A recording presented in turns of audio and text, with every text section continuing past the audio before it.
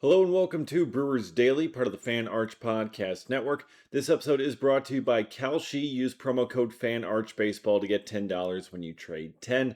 I'm Dave Gasper. We got a lot to get to on the show here today. The Brewers get more info. We get more info on the Brewers trade offer for Tarek Skubal.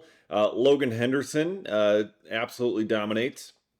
And also news on Christian Yelich and Jake Bauers here as well in the heart of the Brewers lineup. But we got to start with this Tarek Skubal situation that is continuing to unfold and develop here. Even though he has been a Dodger, he has made his debut for the Dodgers. The fallout really kind of here from this trade deadline is kind of continuing because the national media is just continuing to blast the Milwaukee Brewers for not doing enough and being cowards, for not being aggressive enough to get Tarek Skubal in the organization because it made way too much sense to go after him and get him. You're holding on to your prospects too tightly. And Adam McCalvy of MLB.com, he reported what the Brewers he reported a few more details on what the Brewers offer for Tarek Skubal actually was. Because we know the offer that the Tigers accepted was Zahir Hope, River Ryan, and another pitcher down in the lower levels of the minors. So you get a hitter, a top hitting prospect, and two pitchers in that deal. The Brewers also offered three prospects, according to McCalvy. Luis Pena was the headliner in this deal. So that is kind of your comparable player to Zahir Hope. But Luis Pena was offered. And then one of the other two Brewers top 100 prospect hitters, believed to be either Jet Williams or Josh Adamczewski. And then also another hitter who was a kind of a fringe top 100 prospect. He was on maybe some list, but not consensus top 100. They didn't say necessarily who it was, but that's where you're thinking maybe a Braylon Payne type, maybe an Andrew Fisher type guy that would have been included there. So it would have been three of your top hitting prospects in this trade for Skubal. That was the offer that the Brewers had out there. I wonder if maybe you're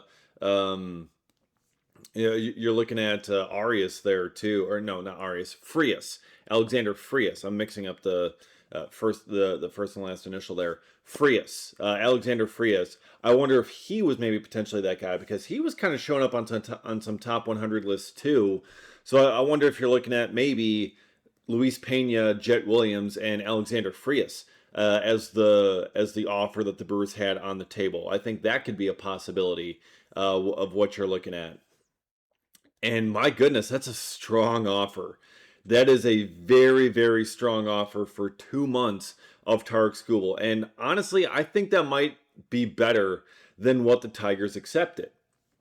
But also, you kind of want to look at the Tigers did say that they were kind of looking for someone who can come in and help their starting rotation. And they wanted at least one pitcher in their deal for Tarek Skubal, which is understandable why they would want that. And it sounded like the conversation when they were talking with the Brewers was that they were wanting Logan Henderson. And the Brewers were unwilling to include Logan Henderson in the offer, clearly, because he was not present in it. You wonder, it's like, okay, they wanted to hold on to their young pitching. The Brewers wanted to hold on to Henderson, Gasser, clearly, Sproat, a bunch of these guys. They wanted to hold on to them. So they tried offering the hitting prospects instead, especially the ones who are blocked. I mean, Luis Pena is almost essentially blocked at this point, despite being a top 20 prospect in all of baseball. You look at Adamczewski or Williams, they're kind of blocked as well. Where are they going to get playing time? So it made sense from the Brewers from that perspective. And that's where you wonder, too. It's like, okay, even though they didn't include them in the initial offer, if the Tigers had come back and countered and kind of continued to play this out, it's like, okay, look, we like parts of this, but we need one of these pitchers. We need something with that. Would the Brewers have countered and gone back and forth and maybe ended up including a pitcher? We don't know.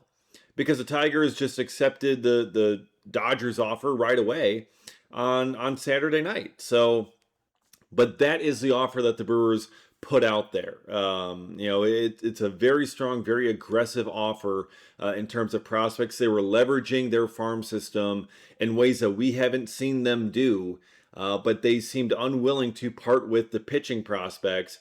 And ultimately, Detroit went with Los Angeles because of it. They went with that offer. And did not come back to the Brewers seemingly on that. So the Brewers hold on to Logan Henderson. They were unwilling to include him in this deal. And so when we look at this trade down the line, years down the line, whatever happens after this season, how Skubal does for Los Angeles, how the Brewers do in the postseason, how the Dodgers do in the postseason, when we look at this, after all of this is said and done and the ripple effects are done, we're going to look back on were the Brewers right to not include Logan Henderson, to not be willing to include him in a trade for Tarik Skubal. That's really what the question is ultimately going to become. The unwillingness to include a guy like Henderson in that deal. Because if that's Henderson instead of maybe Williams or Adam Shesky as that number 2 piece, there's a very strong chance that the Tigers do ultimately end up sending Skubal to the Brewers. And it's like, okay, great. You get Skubal for 2 months, but Logan Henderson seems like an absolute dude.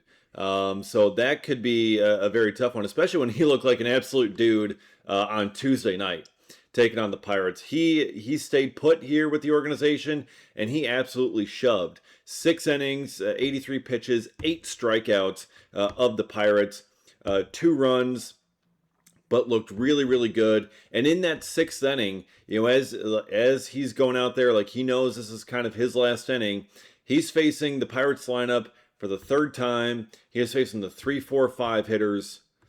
Punch out, punch out, punch out. Strikes out the side in order and just absolutely ends the game on a phenomenal run there and gives the Brewers ultimately the 4-2 victory. But phenomenal job from Logan Henderson. And so far, it's looking like the Brewers did a very good job in keeping him in the organization. Logan Henderson, also very happy to stay in the organization. He saw the trade rumors, obviously. He saw that his name was being included in those Skubal talks and that they were asking for him. But Logan Henderson saying that he loves pitching for this team. He is very happy to be here. He saw Matt Arnold earlier, and he thanked him for keeping him around. He loves pitching for this team, and it was kind of a fun little moment there because as much as we talk about these players going through these things and putting out trade packages, these guys are seeing it too, and they're living it. Okay, because that's their life, their stress. They got to worry about, oh my God, am I moving to Detroit? Am I moving to a different organization? And things like that. So Henderson, very happy to be a Brewer, very happy to stay in this organization. And I think ultimately the Brewers will end up being happy having Logan Henderson for years to come. But we'll see what happens when it comes to going up against Tarik Skubal later on this year and likely in the postseason at some point. I wonder if we'll ever get a game in a playoff series between the Brewers and Dodgers where it's Skubal on the mound and Logan Henderson on the mound in that same game. That would certainly be a fun one to see. But Logan Henderson staying put, he was off limits, it seemed like, for the Brewers in these negotiations. And they keep him, and he does quite well for them, and gets the Brewers back on track, back in the win column here. And look, on Kalshi, you can trade every single game, and the Brewers have a couple more coming up here on this homestand, a couple more against the Pirates. 3rd game out of 4 in this series today. Kyle Harrison is making his return from the injured list. But I'm not going to go with a prop there on Kyle Harrison because, him coming off the IL, a little risky for me, for my taste. But I'm going to go with the Brewers going over 3.5 runs scored in this game. That is currently trading at a 52% chance on Kalshi. That means a $100 trade pays out $179 with a win. On Kalshi, you're trading against peers in a live market, meaning there's no house, and as the probability changes, you can buy in and out of your position.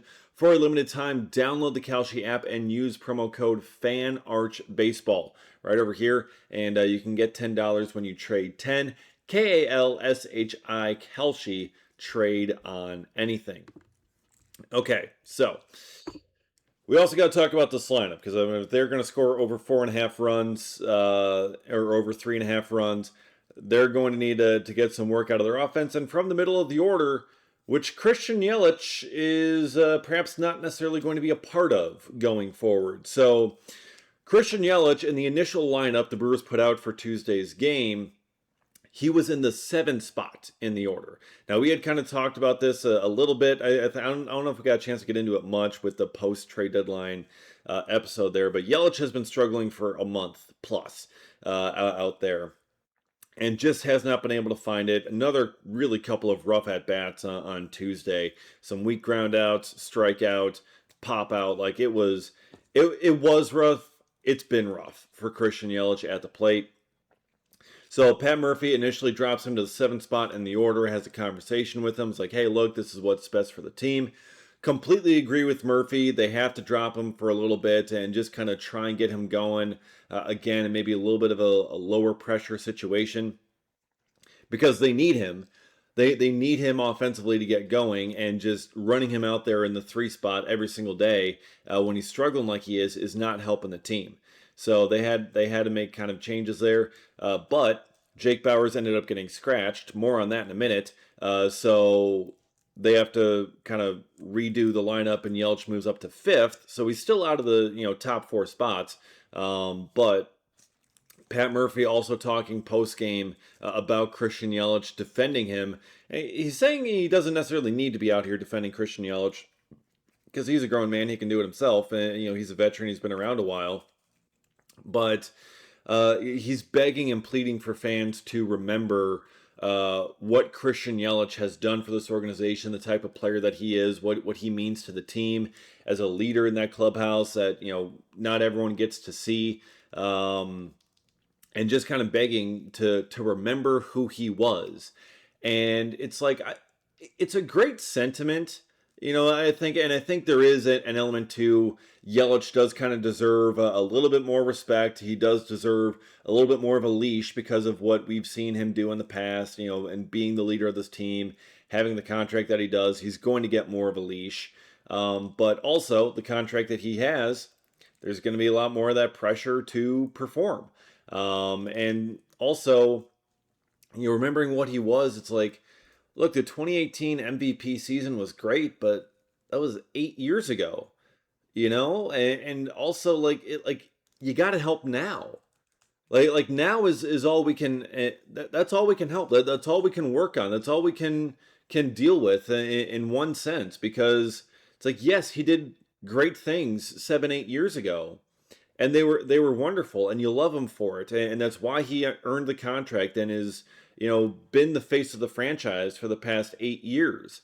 But remembering who he was, that also kind of makes it a bit more frustrating seeing what he is now, because you've seen a guy who can hit 320 with 30-40 bombs. And right now you're getting a guy that's hitting 230 with basically no pop at all. And it just makes it all the more frustrating seeing those struggles for him, knowing that you're expecting a whole lot more out of him offensively. So, I get where Murphy is coming from. I understand him defending his player and just trying to, because there were a smattering of boos a little bit there for Christian Yelich during the game on Tuesday. But, Pat Murphy also kind of said it at the end. Like, look, we need him. He's got to perform. Like I know that, he knows that, and he will perform. And if we're going to thread the needle, if we're going to make it all the way, if our offense is going to get going, we need Yelich. And that is absolutely right. They do need him. because no matter what you want to do for other offensive upgrades at trade deadline, however you want to move around the lineup, Christian Yelich is going to be a big piece of this offense. He's just going to have to be out there pretty often. And because, I mean, he is one of your higher ceiling guys, because when he's on, he's a massive difference maker. He is just not on at the moment and has not been for a little bit. So it's frustration piling up. It's frustration for the fans. I'm sure it's frustrating for Yelich as well, because look, no one wants to be playing better than the actual players themselves. Okay, if you think you're frustrated with a player's performance, believe me, that player is way more frustrated about it than you are. So, calling for a little bit of grace for Yelich, to give him some time to kind of be able to figure this out, and just kind of give him that respect and that leash that he has earned over his years in the big leagues. So that was the message there from Pat Murphy. And then also Murphy kind of giving a further explanation on Jake Bauers getting scratched from the lineup, a late scratch from the game on Tuesday night. Abdominal soreness was the explanation there for Jake Bauers, and Pat Murphy saying that he suffered the soreness on his dive into home plate in Monday night's game. So when he went first to third on that single, and the throw gets away, goes towards the camera well, and Bauers gets up and sprints towards home. He kind of dives in, does a belly flop into home plate, and that is where the abdominal soreness came in. He landed right on that belly, and that hurt a little bit. So he said he didn't really want to get any imaging, but like there was nothing conclusive. He's just kind of hoping to feel better heading into today here. Maybe sleeping on it, it'll get a little bit better. So we'll see. But Pat Murphy also mentioned Jake Bauers will not be back in the lineup today. So probably going to give him another day there just to kind of see if he'll end up coming back. Maybe he'll feel better and be back in there, but my guess is the Brewers will be a little bit more cautious and keep him out for another day or two, especially when you can do that because you have Andrew Vaughn that you can just slot right in there at first base. Andrew Vaughn homered in the game on Tuesday night, so he's looking good. Can't forget that you got that guy who's been playing incredibly well all season also. So the Brewers are in a good spot there at first base, but Jake Bauers going to miss a couple of days here, so he's day to day with the abdominal soreness there. So watch out for those belly flops into home plate. They may come back to bite you a little bit. But the Brewers looking to get back on track and secure at least a series split here against the Pirates. Kyle Harrison going to be on the mound for today. He comes back off the IL, so the Brewers are going to have to clear another roster spot. We'll see who ultimately they end up moving out. I wonder if this could be a Bryce Wilson move out situation. I think that could be a possibility. That's where I'm looking at the moment. Perhaps a Bryce Wilson DFA to clear some room. But we will see ultimately what the Brewers end up doing with Kyle Harrison rejoining the team here for today's game. Dustin May is going to start on Thursday for the finale against the Pirates. That was also announced. So you get your rotation, mid-season trade deadline edition coming in and joining the group here right away. So lots to watch, lots upcoming here as this Pirate series continues.